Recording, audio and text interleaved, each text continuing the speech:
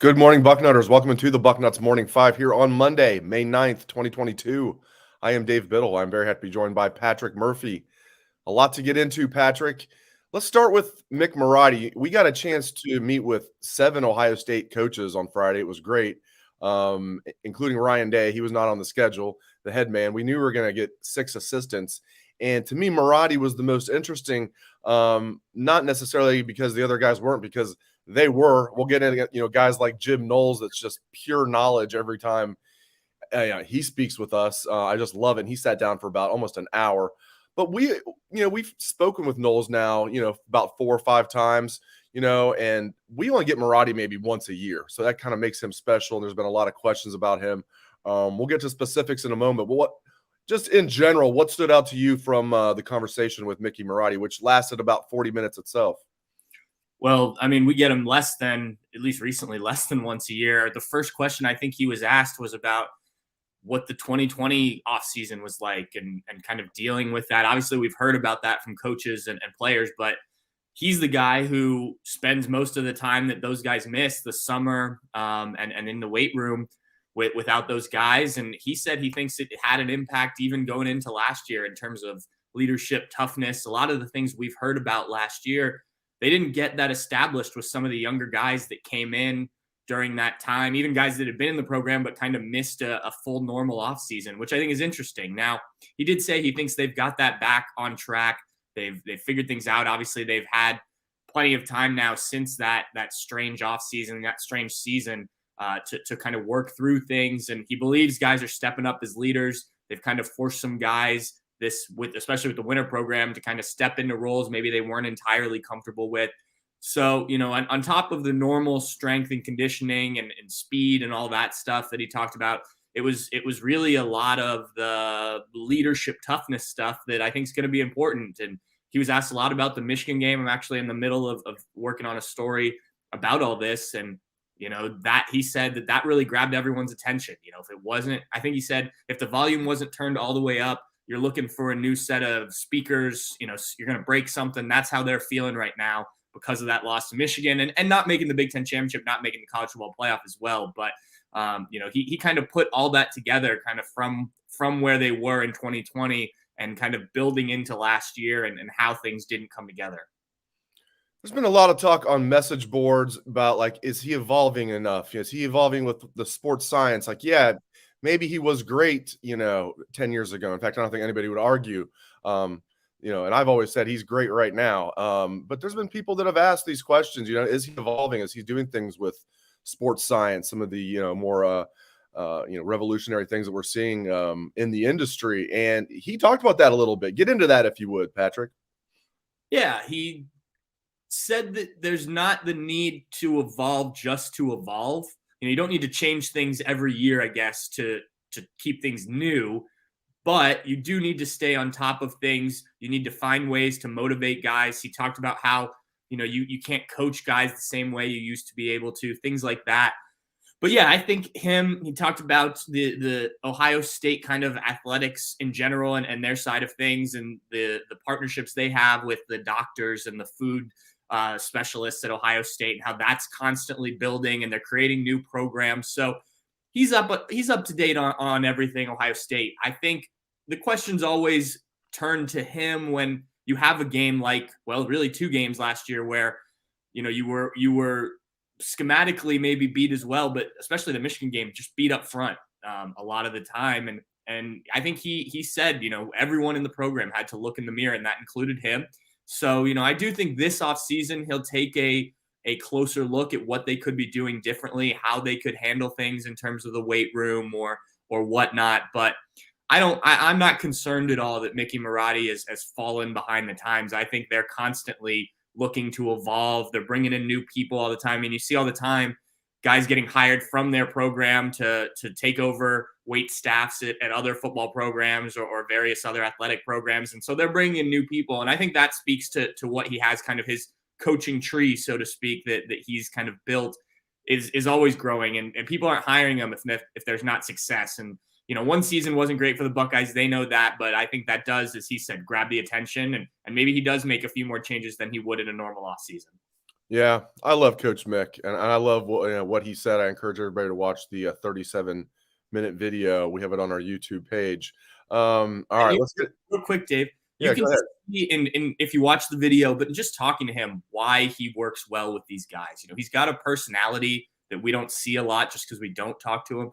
Right. Just he's a fun. You can see how he could is. jump on guys quite a bit, but you can also see why these guys love him and will really push through, especially in those. You see the videos on Twitter during the winter of some of those intense workouts they're doing, the mat drills, things like that. You can see why guys love him and will push through those for him. Yeah, he's funny. Yeah, he's cool. He's got like some of the typical strength coach traits, but he's also got like a great personality. I'm glad you pointed that out. Yeah, I think that's what sets him aside maybe from not every strength coach. And I'm sure there are strength coaches out there that have great personalities, but he seems to have the total package. Yeah. All right, so switching gears. Good news on Noah Ruggles.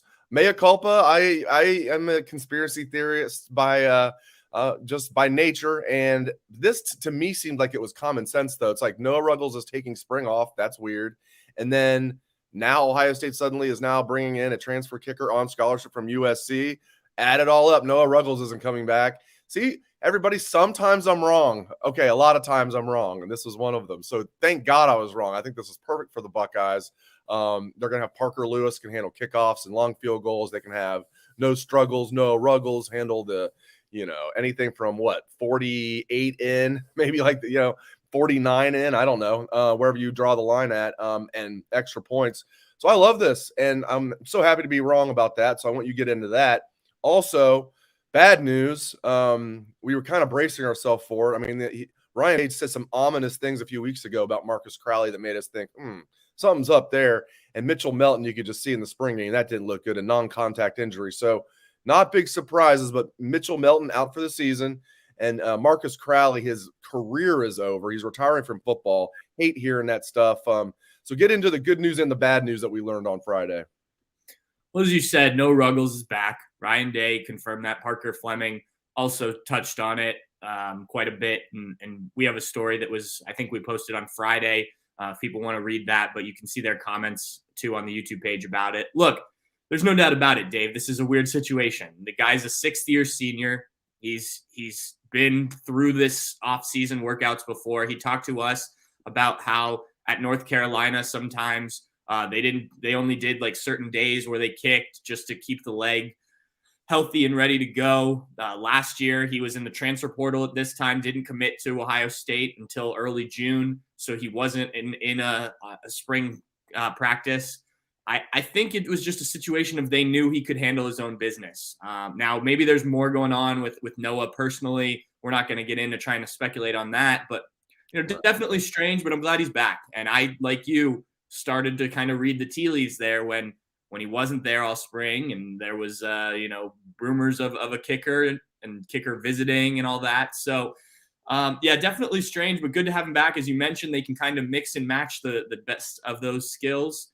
And then possibly, or not possibly, but I guess when Noah leaves, now you have a guy you probably can trust in Parker Lewis ready to go. I think he has at least one more year of eligibility beyond this. 3 years. Yeah.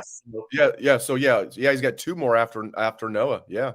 And then you have Jake Seibert in there, kind of the forgotten man in the kicker room. We'll see if he hangs around or not. The Buckeyes are under, with Marcus Crowley's injury, one under the scholarship limit from how we understand it. So we'll see what happens there. But I think, from Ohio State, you have a chance to add somebody in there that can help you for the future. I don't think that's a bad thing and maybe help you in the present. As for the injuries, always unfortunate when we have to touch on this, but it's part of the game. Marcus Crowley, I mean, we've seen it twice now during his Ohio State career. I remember his freshman year when he got hurt, being on the sideline late in I think they were playing Maryland late in that game, and you could just tell right away he wasn't happy with how he landed. And then this one happened during the bye week, from what I understand, last year. So just unfortunate. You never like to see that happen, especially a kid that was talented. But fortunately, the Buckeyes do have depth in that running back room. As for Mitchell Melton, I mean, he was really coming on in the spring. I don't know how big he would have played. I think we all think Jack Sawyer is kind of the Jack position, so to speak. But Mitchell Melton's a little bit different than Sawyer. it's really unfortunate. I think it would have been nice to have that competition in there, maybe be able to use a different type of player at the jack position. But these things happen, and hopefully he can bounce back. This is his second straight year he'll miss the season, which not only physically but mentally weighs on a kid quite a bit, I imagine. But hopefully he fights back through this and can get back on the field. A guy who hasn't played a defensive snap yet for the Buckeyes. Yeah, I mean, this will be 3 years, including, I mean, his first year he missed and missed all of last year. Now he's going to miss this year. And then you got to wonder, once those injuries start to pile up, you worry about a kid. So hate to see that stuff. All right, switching gears, we also got to talk with Jim Knowles, which I thought fantastic. I'll get into that before I ask you, but I want you to get into like Justin Fry and what stood out about some of these other guys. Hartline was great. Alford was great. Parker Fleming. I mean, these guys are just, Ryan Day's put himself together an A+ coaching staff, no doubt about it. I'll start with Knowles before I turn the floor over to you. I am convinced this is not going to be like, oh, they'll be okay in year one and then he'll put it together in year two. I think that they're going to be a good defense this year. I think he's going to turn them around. Are they going to be a great defense? I'm not saying that. I'm not saying it's going to be Jeff Hafley coming in. Now, Hafley had a better defense to work with. I think this is a talented defense. I'm not going to sell them short. And guys like Jack Sawyer and JT Tuimoloau and Tyleek Williams are guys that Jim Knowles talked up that I think are going to make big leaps as sophomores who looked good as true freshmen. And now they're going to look like beasts as sophomores. And I like the fusion of veterans on this defense too. So a lot of young guys, but also, throw in like a good collection of veterans too that have played a lot of football and were highly ranked coming out of high school, which really that's irrelevant. I like the fact they played a lot of football, and some guys look like they might have turned the corner, like a Teron Vincent. Guys that are coming back as returning starters like a Cam Brown. You got some veterans, Josh Proctor, Tommy Eichenberg's a guy that Jim Knowles really talked up. But Knowles, I'm convinced just from listening to him and just the way he gets it, the way he talks about making adjustments and, the way he mixes things up and how his biggest thing is confusing the offensive coordinator of the other team, making the opposing quarterback uncomfortable, being able to adjust, play to play if they need to, series to series, not being surprised if they throw anything at you, being prepared for everything. I love this guy. So I encourage everybody to get on our site, read the story, and watch the video of Jim Knowles as well. Patrick, Justin Fry's a guy. We were running around doing so much. I wasn't at the table when he was being interviewed, but I watched the interview. I thought he was impressive. He's probably a guy that's flying under the radar a little bit, but man, that was a huge hire. What kind of stood out to you about Justin Fry and maybe even some of the other guys? Well, I think he's a guy that just doesn't get talked about as much because he was the one offensive hire, and the offense has obviously been good, very good. I do think that the fact that Ryan Day thought that was necessary says a lot. The run game was good, not great last year, and the Buckeyes had to rely on the pass. So I think they pointed to the offensive line needing better development. And Justin Fry owned up to some of that. I mean, not that he was a part of it before, but that, Ryan Day talked about a lack of depth, and they need to develop some of that depth. Now, they had guys out in the spring, and you're not able to develop some of that when you're battling injuries, but we saw it in the spring game. I mean, it's a scrimmage, but still the second string offensive line especially did not play well. And so he talked about that. He talked about adjusting to not only coaching these offensive linemen that are kind of a step above what he had at UCLA. No offense to anybody there, but also recruiting a different level of guy. UCLA, they were guys that they identified sometimes, but realized pretty quickly that they weren't able to get in on them. At Ohio State, you're walking through any door you want or in the country. And so, he talked about how they've also kind of locked down the state of Ohio again, getting, he couldn't obviously talk names, but getting top guys in that class and then kind of branching out from there across the country. So impressive stuff from him. As for some of the other guys, I mean, Brian Hartline, always a great interview. He's so willing to kind of give it back to reporters when he doesn't think the question is up to snuff, which I always find fun to kind of have that back and forth. And then he doesn't do it in a menacing way at all. I think he's just been around a lot of media in his day and knows a good question when he hears it. But, he's talked about it before. He likes to have these receivers able to play all of the positions. He mentioned Marvin Harrison working in the slot during the spring, which you look at the body types, that's not a typical slot receiver. And I asked him about that. And he said, why not? Why can't he be a slot receiver? Does it change some things if you put Marvin Harrison in the slot? Probably, but it also creates some matchup issues and throws the defense off. I don't know how much we'll see that, but just to the point that these guys can all play different positions. He thinks Emeka Egbuka will be on the field quite a bit, a guy I thought maybe would have to wait a little bit longer with playing the slot, but he can move around. So they're gonna get these guys on the field. And I asked him directly about more rotation, closer to what we saw with Terry McLaurin and Paris Campbell and those guys a few years ago. And he said right now, yeah, they probably have 4 and they're working towards 5 and 6. So that could be a rotational thing there. We touched on Parker Fleming and talking about the kicking situation. There's going to be competition because of bringing in Parker Lewis. And he likes that. He thinks competition's a good thing, even at a position that most schools don't have it in terms of kicker. So he was happy about that. Talked about some of the guys that can return.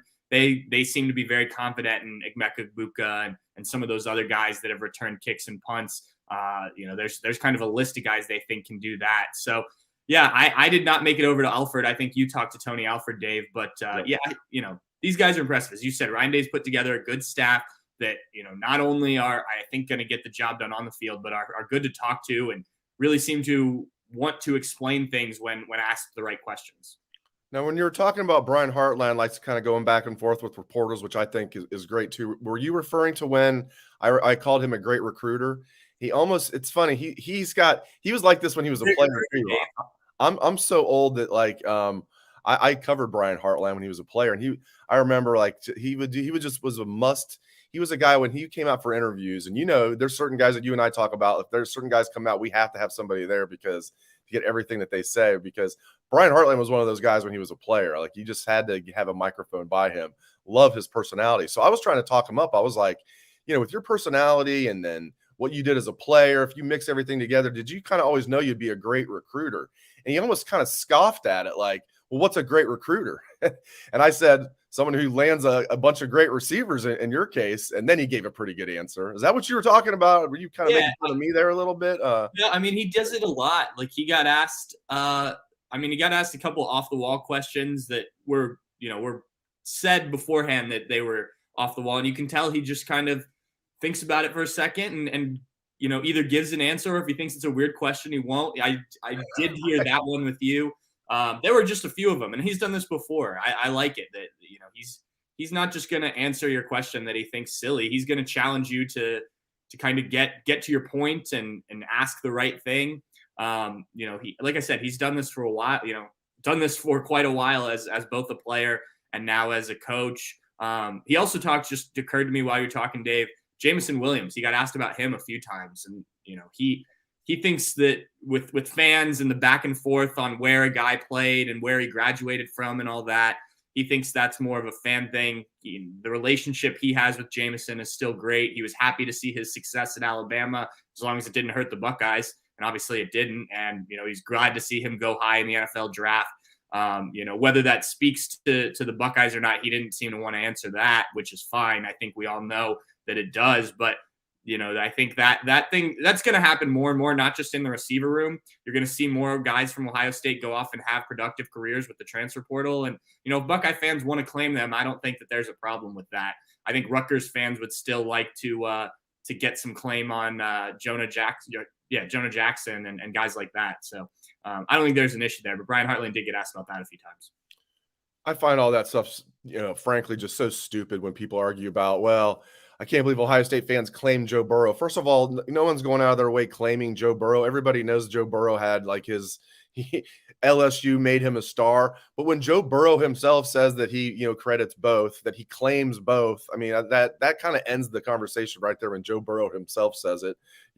I'm sure Jameson Williams, if you gave him truth serum, he would say, yeah, I credit Brian Hartline a lot. Or maybe he would say it on the record. I don't know.